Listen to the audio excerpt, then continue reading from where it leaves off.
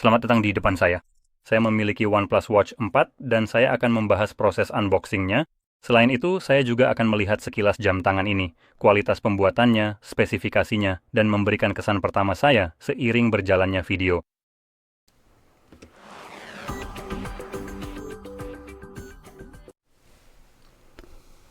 Oke, jadi saya ingin langsung mulai dengan menyebutkan bahwa saya sama sekali tidak disponsori oleh OnePlus maupun perusahaan lain manapun. Jadi, apa yang saya sampaikan di video ini benar-benar murni, tidak dipengaruhi oleh perusahaan luar atau hal-hal semacam itu. Baiklah, mari kita buka saja ini. Oke, jadi di sini kita mendapatkan jam tangannya.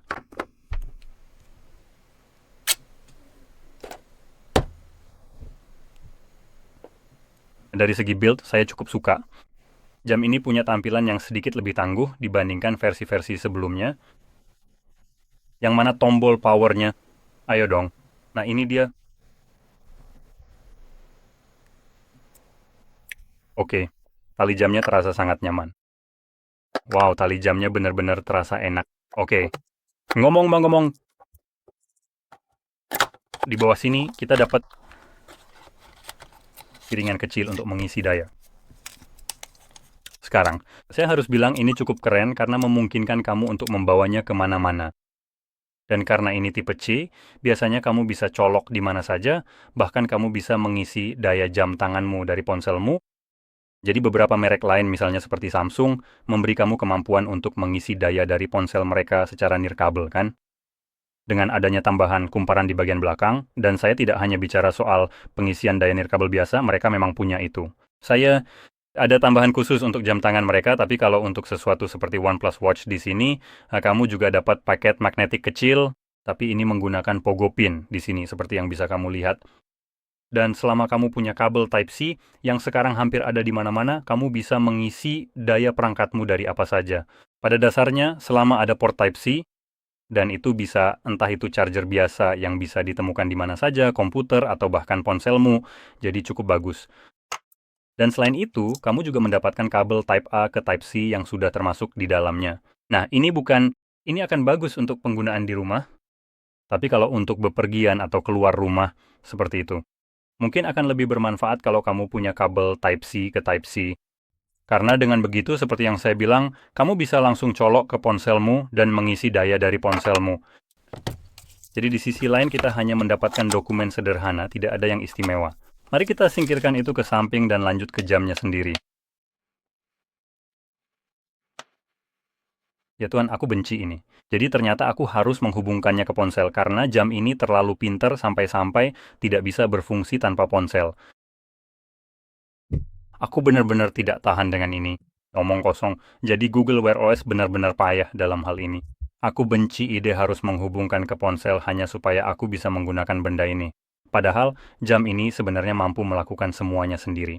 Semua sudah terpasang di dalamnya. Seharusnya aku tidak perlu ponsel. Jadi, hal ini benar-benar membuatku sangat kesal. Dan ini salah satu alasan kenapa aku sebenarnya lebih memilih jam tangan biasa daripada jam tangan pinter.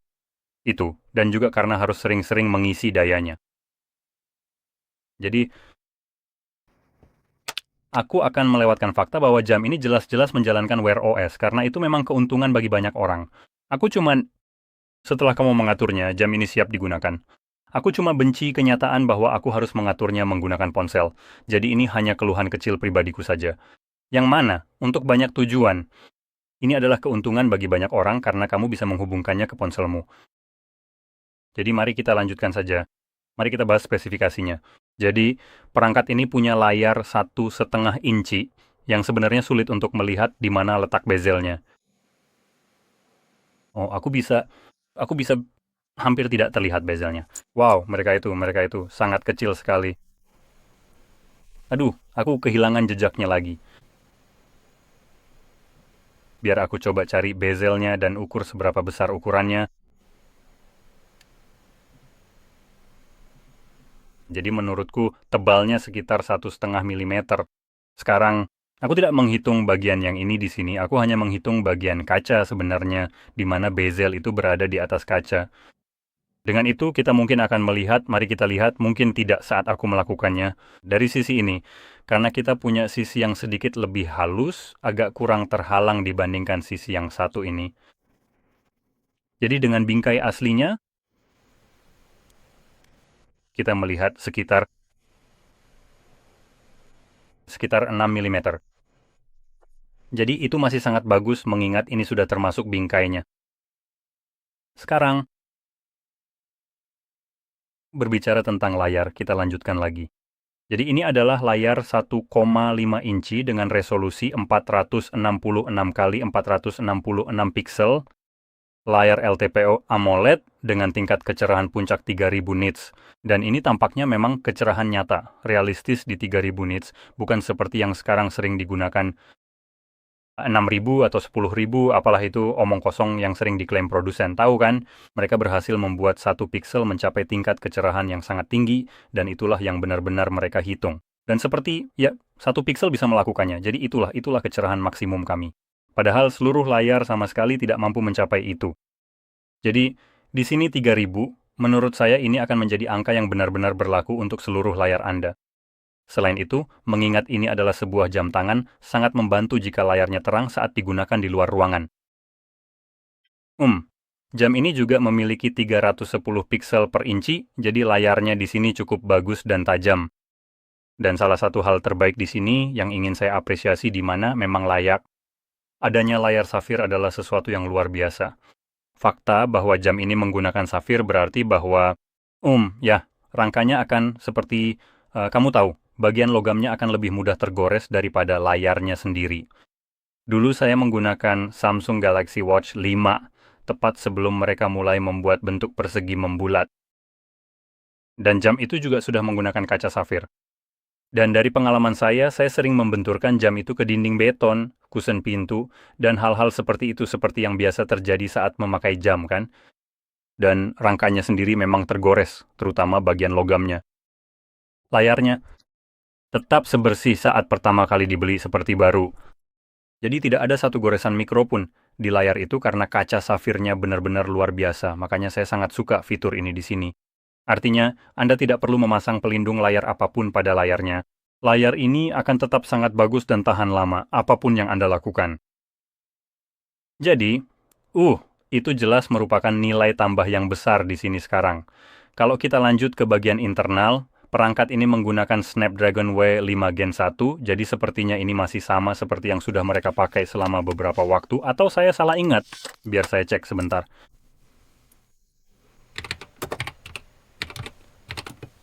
Oh, bagus. Kalau saya mengetik itu pasti akan membantu. Mari kita lihat. Yang ketiga juga menggunakan hal yang sama. Oke. Jadi, ya, sepertinya memang benar-benar prosesor yang sama seperti generasi sebelumnya dari jam tangan ini. Menarik. Sejujurnya saya pribadi tidak terlalu mempermasalahkan jika prosesornya sama pada perangkat ini. Kalau memang sudah bekerja dengan baik, ini kan hanya jam tangan. Kamu tidak butuh performa puncak benchmark, jadi saya tidak akan memaksa kamu. Cukup pilih jam tangan yang benar-benar cocok dan tidak perlu ganti selama masih berfungsi dengan baik.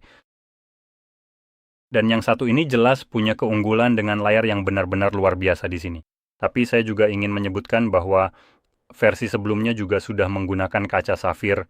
Jadi sebenarnya kamu tahu ini bukan sesuatu yang benar-benar berbeda dari apa yang sudah ada di versi sebelumnya. Yang akan saya bahas sebentar lagi, sedikit lebih detail saat saya mulai membandingkannya. Tapi mari kita selesaikan dulu yang ini. Jadi, prosesor W5 Gen 1, RAM 2 GB, dan penyimpanan internal 32 GB dengan baterai 646 mAh yang bisa diisi daya dengan 8 watt. Sekarang, kapasitas baterainya hampir tidak berubah sama sekali. Sebenarnya secara teori di atas kertas malah berkurang sekitar 2 mAh, jadi itu bukan perubahan yang signifikan. Dan salah satu keunggulan dari jam tangan OnePlus ini adalah daya tahan baterainya. Katanya, mereka memang punya daya tahan baterai yang luar biasa. Mari kita lihat apakah saya bisa menemukan stiker rating energi yang mereka sertakan. Seperti seharusnya, tentu saja tidak ada. Kenapa harus mengikuti aturan Uni Eropa? Oke, jadi saya tidak akan terlalu ribet soal berapa lama daya tahan baterainya di sini. Tapi memang itu adalah nilai jual utama dari jam tangan ini sebelumnya, dan biasanya mereka bisa bertahan sekitar 2 hari rata-rata, yang mana 2 kali lipat dari jam tangan pada umumnya. Jadi misalnya seperti Galaxy Watch lama saya, yang biasanya hanya bertahan 1 hari, saya bisa memaksakan baterainya bertahan hampir 2 hari, kalau semua fitur seperti Always On Display dimatikan dan semacamnya. Jadi itu bisa bertahan sekitar 2 hari, tapi di akhir-akhir saya benar-benar harus menghemat baterai. Jam tangan ini, kalau saya ingat dengan benar, memang bisa bertahan sekitar 2 hari hanya dengan penggunaan normal, jadi itu cukup bagus. Kamu tidak perlu terlalu khawatir, tapi tetap saja kamu harus mengisi daya sekitar 2 hari sekali. Bagi sebagian orang seperti saya, itu bukanlah hal yang menyenangkan. Itu salah satu alasan kenapa saya beralih ke jam tangan biasa. Ada sesuatu tentang harus mengisi daya terus-menerus yang cukup mengganggu saya. Dan jika kamu belum pernah menggunakan jam tangan seperti smartwatch, dan kamu sedang mempertimbangkan untuk membeli satu sekarang, dan kamu melihat yang ini karena, ya, ini salah satu yang terbaik, kan? Saya ingin bertanya pada kamu, dan kamu tahu, mungkin menemukan sesuatu yang memang perlu kamu pantau terus-menerus untuk diisi dayanya. Cobalah entah itu jam tangan jenis apa saja, dan pastikan saja, bahkan jam tangan lama sekalipun. Dan lihat saja berapa lama kamu bisa bertahan dengan harus mengisi dayanya. Karena yang saya temukan, setidaknya untuk saya, memiliki jam tangan seperti ini malah jadi pekerjaan tambahan. Harus selalu ingat untuk mengisi daya dan terus-menerus khawatir soal baterai jika saya ingin jam itu benar-benar bisa dipakai. Alih-alih, hanya memakai sepotong safir dan titanium di pergelangan tangan saya, yang sebenarnya tidak melakukan banyak hal lain. Itu justru jadi hal yang mengganggu bagi saya. Dan itu adalah sesuatu yang terus-menerus ada di benak saya, harus khawatir bahwa kamu tahu saat saya mau mandi, oh saya harus melepasnya dan benar-benar meletakkannya di charger. Yang kelihatannya sepele, memang sepele, tapi harus melakukan itu rasanya jadi tidak ada gunanya. Ketika kamu, misalnya ketika saya melihat sesuatu seperti ini, saya tidak perlu khawatir. Saya tinggal melepasnya, meletakkannya di suatu tempat, memakainya lagi, dan sudah siap digunakan, saya tidak pernah perlu mengisi dayanya. Dan dengan jam tangan pintar, saya memang mengalami hal itu, misalnya, bagi saya sendiri. Kadang-kadang yang terjadi adalah saya melepasnya, lupa mengisi daya, lalu memakainya lagi. Dan ya, itu tidak akan bertahan seharian penuh. Jadi akhirnya saya sama sekali tidak membawanya. Dan kemudian jam itu akan tergeletak di pojok selama 3 hari lagi misalnya. Dan itu mulai menghilangkan tujuan dari benda tersebut. Itu hanya pengalaman pribadi saya, apa yang saya lakukan. Sekarang tentu saja, ini mungkin saja tidak sama sekali mendekati cara kamu akan menggunakannya. Tapi ingatlah, biasanya kamu akan mengalami masa bulan madu dengan apapun yang kamu beli. Jadi, kembali lagi ke kualitas build-nya, yang sebenarnya belum saya selesaikan pembahasannya. Jadi di sini kita punya kaca safir, seperti yang sudah saya sebutkan, dan kita juga punya rangka dari paduan titanium, serta bagian belakang dari plastik yang diperkuat serat kaca. Jadi yang ini di sini katanya sih terasa agak plastik, ya apalah itu. Tapi fakta bahwa ini terbuat dari titanium juga akan membuat jam tangan ini sedikit lebih ringan. Yang mana bisa kamu rasakan dengan jelas, mengingat ukurannya, ini bukan jam tangan yang tebal. Jam ini tidak terasa berat, dan itu karena menggunakan titanium. Jadi dari segi kaca juga tahan lama. Dari segi rangka, mungkin bagian yang paling kurang tahan lama adalah bagian belakang yang diperkuat plastik kaca ini. Tapi karena bagian ini akan menempel di pergelangan tanganmu, sebenarnya tidak terlalu masalah. Sepertinya kecil, kemungkinan bagian ini akan tergores atau rusak dari situ. Jika bagian ini rusak saat kamu memakainya, saya rasa kamu mungkin punya masalah yang lebih besar yang melibatkan pergelangan tanganmu. Jadi, ya, sekarang, jadi secara umum jam tangan ini cukup bagus, dan kita juga punya sertifikasi IP68 dan IP69 yang tahan debu dan tahan air, tahan semprotan air bertekanan tinggi, serta bisa direndam hingga 1,5 meter selama 30 menit. Jadi pada dasarnya kamu mendapatkan semua yang kamu harapkan. Sekarang, satu hal lagi yang ingin saya sebutkan adalah umpan balik haptik di sini. Saat menggulir roda di sini, rasanya luar biasa. Rasanya sangat nyaman. Tidak terasa seperti motor getar murahan yang kadang-kadang kamu dapatkan. Ini benar-benar punya umpan balik haptik yang enak dan memuaskan. Jadi ini cukup bagus. Oke, sejauh ini saya sudah cukup memuji ini. Dan saya memang benar-benar suka dengan ini. Mungkin itu alasannya. Sekarang mari kita lihat dengan cepat juga ukurannya. Jadi kita melihat sekitar 40 berapa ya, 7? Lebarnya sekitar 47 mm. Jadi ukuran casingnya saya akan coba lihat apakah bisa sedikit lebih pendek.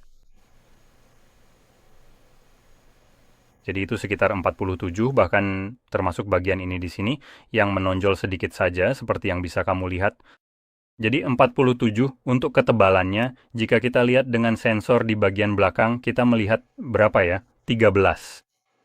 13 mm, hampir 14. Coba kita lihat ya, 13,5 mm.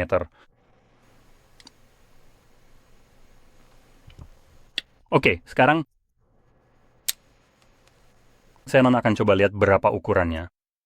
Pada dasarnya dari look ke look, jadi ini sebenarnya bukan benar-benar look ke look karena saya tidak bisa benar-benar mendapatkan looknya, tapi seharusnya cukup dekat. Jadi kita lihat di sini, ayo hampir terlepas. Ini sekitar look ke look. Kita melihat sekitar 52 sampai 53 mm, kurang lebih seperti itu bisa kamu lihat di sini.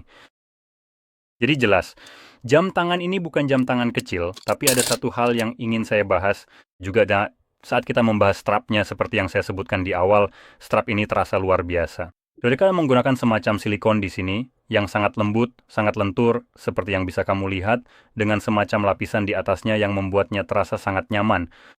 Kualitasnya setara dengan yang dimiliki Huawei untuk jam tangan mereka, dan strap mereka memang sangat bagus.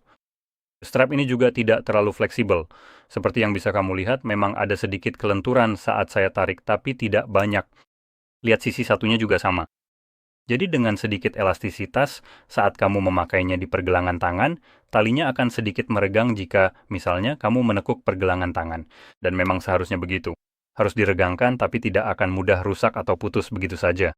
Karena talinya memang punya sedikit elastisitas sendiri. Sambil tetap terasa sangat lembut di pergelangan tanganmu. Jadi talinya tidak akan menekan kulit, yang menurut saya adalah keuntungan besar.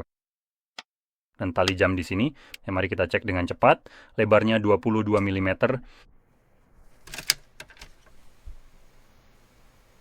Jadi di sini bisa kamu lihat 22 mm.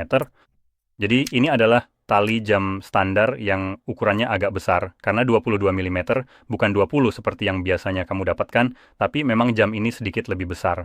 Jadi jelas mari kita dapatkan ukuran tali yang lebih besar. Tapi karena masih standar, kamu bisa dengan mudah menemukan tali pengganti dan tinggal menggantinya dengan yang lain.